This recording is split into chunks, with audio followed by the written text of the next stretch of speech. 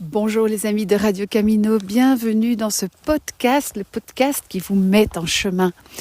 Et justement, c'est une question qu'on me pose régulièrement, c'est quel sera ton prochain chemin ? Depuis que je suis arrivée à Compostelle, en effet, j'essaye d'explorer de nouvelles voies et de nouvelles façons de cheminer. Mais la réponse sera toujours la même, c'est je ne sais pas. Je ne sais pas aujourd'hui où je serai demain et je ne saurais pas vous dire non plus sur quel chemin je marcherai la prochaine fois que j'enfilerai mes sandales et mon sac à dos. Et j'ai un petit peu revu mes carnets de route de ces dernières années justement, et j'avais envie de vous parler un petit peu de ces chemins. Et je me rends compte que les chemins qui ont été les plus magiques pour moi, ce sont les chemins que je n'avais pas du tout planifiés à l'avance. Le meilleur exemple, c'est cet été où je suis partie pour une dizaine de jours en Écosse et où je me suis retrouvée à traverser toute l'Irlande à pied pendant 2 mois et demi. Ça, c'était un chemin absolument pas prévu au départ et pourtant tellement juste et qui s'est imposé à moi au fur et à mesure que je marchais en Écosse et où je me rendais compte que j'étais pas tout à fait sur le bon chemin. Un bel exemple aussi que j'adore raconter, c'est juste après le confinement, on est en 2021 et je prends mon vélo dans l'avion pour partir le plus loin possible le jour où les frontières s'ouvrent et j'arrive à Faro. Je débarque de l'aéroport et là, je me dis où est-ce que je vais et je prends au hasard, à gauche, à droite, et je me retrouve en Espagne, aux alentours de Mérida. Mérida, très belle ville d'origine romaine. Et un peu plus loin, sur la chaussée romaine, je suis avec un ami et je lui dis « Oh, est-ce que tu te rends compte qu'on est au bout de l'Empire romain ? Mais si on allait à Rome ?» Et il me regarde et il me dit « D'accord ». Et nous voilà partis pour Rome. Alors, je n'avais pas trop regardé ma carte. J'avais pas du tout une idée que Rome était beaucoup plus loin que je ne pensais. Et surtout que le chemin était beaucoup plus montagneux que je n'imaginais. Mais ça a été un voyage absolument magnifique. Et en plus, une fois arrivé à Rome, on a décidé de remonter vers la Belgique. Également à vélo, j'avais même pas vu venir les Alpes, c'est passé comme une lettre à la poste et ça a été un chemin rempli de belles surprises et vraiment ce que j'appellerais un chemin initiatique.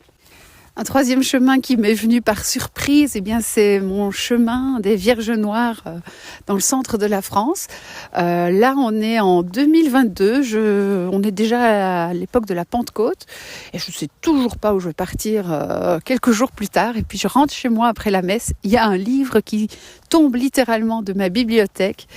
Il s'ouvre et il y a une carte de France. C'est un livre sur les Vierges Noires de Jacques Heunen. Et je réalise que j'ai également dans ma bibliothèque les cartes qui correspondent à cette région de France. Je repère les endroits où il y a des sanctuaires et je me rends compte qu'il y a moyen de faire un beau chemin. Et voilà, en quelques minutes, quelques heures, un chemin qui se trace dans ma tête et qui va se révéler être un vrai chemin magique avec non seulement un cap, mais là à chaque fois plusieurs caps, puisque chaque fois que je quitte une Vierge Noire, il y en a une autre qui m'attire irrésistiblement. Et ce sera également un très beau chemin décidé, on va dire, presque par hasard. Mais n'allez pas croire que tous mes chemins étaient comme ça, magiques et qu'ils se dessinaient sous mes pas. J'ai eu également pas mal de chemins galères, des chemins en fait qui étaient guidés principalement par ma tête, où j'avais décidé que j'allais faire comme ça et où ça s'est pas bien passé. Alors j'ai retrouvé au moins 5 exemples.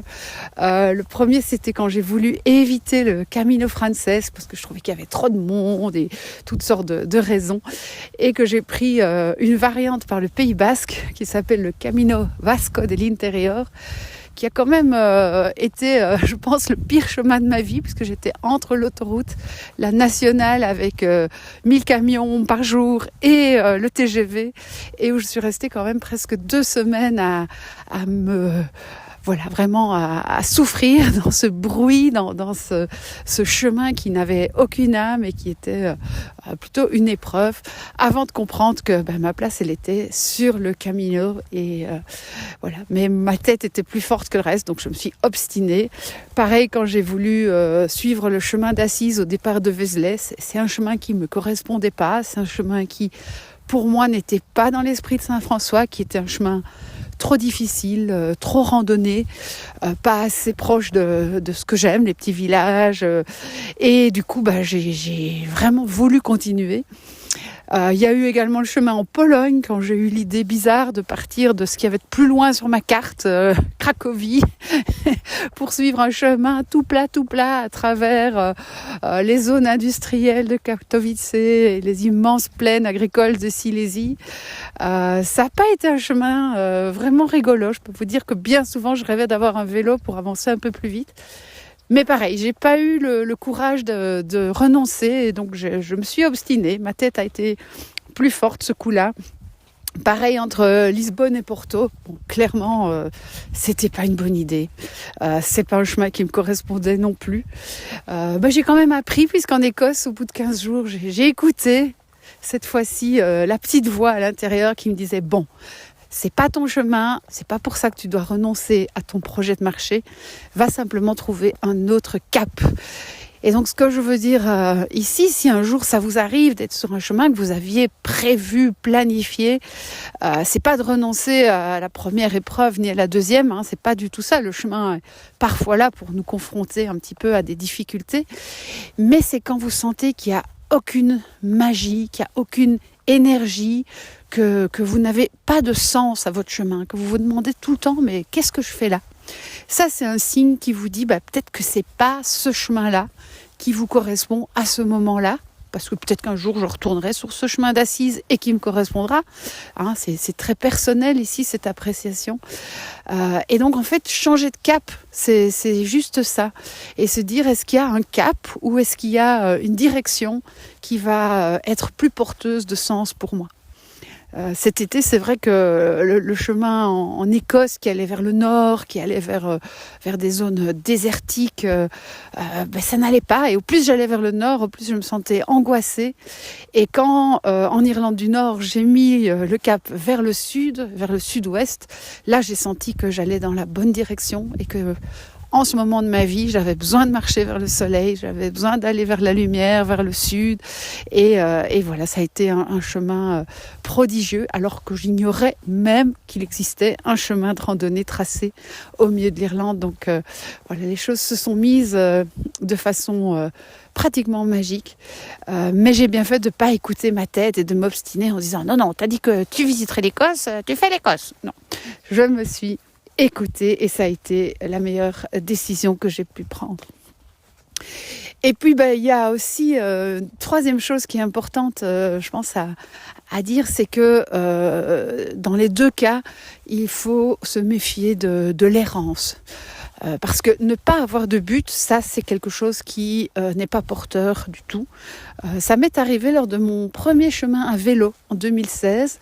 Je suis partie de Belgique. D'abord je me dis je vais aller vers Compostelle, mais je verrai bien. Et puis à Paris, je vais aller vers Chartres. Et puis à Chartres, je vais aller au Mont-Saint-Michel. Puis au Mont-Saint-Michel, je suis un peu descendue. Puis je retrouvais un petit peu le chemin de Saint-Jacques. Et puis un peu non. Et puis finalement je me suis retrouvée en Méditerranée.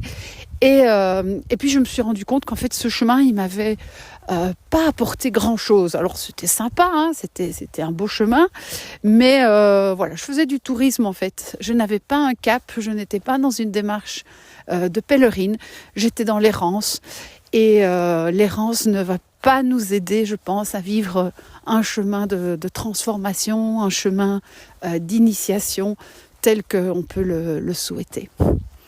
Alors tout ce que j'ai envie de partager ici avec vous, c'est vraiment l'importance d'écouter cette petite voix à l'intérieur de vous.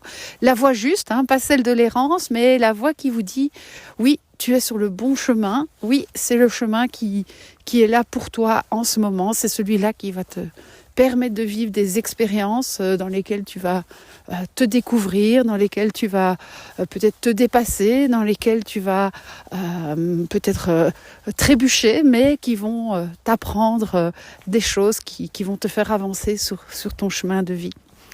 Et pour se mettre dans la réception de cette petite voix, là, ça pourrait faire l'objet de nombreux podcasts et je n'ai pas du tout la prétention d'avoir les compétences pour vous aider à écouter votre petite voix à l'intérieur. Je pense que voilà, il y a plein de façons de faire. Il y en a qui vont marcher, il y en a qui travaillent leur confiance, leur lâcher prise. Voilà, vous pouvez vous faire aider également pour écouter cette petite voix. Le petit truc que moi je vous donne avant de vous quitter, c'est que quand on a une idée en général qui vient tout de suite, juste avant que le mental ne prenne le dessus, c'est la bonne. Et donc voilà, petit conseil, j'aime pas donner des conseils, mais c'est d'écouter cette première petite idée qui vous passe par la tête, même si juste après votre tête vous dit mais non, c'est complètement folle de faire ça.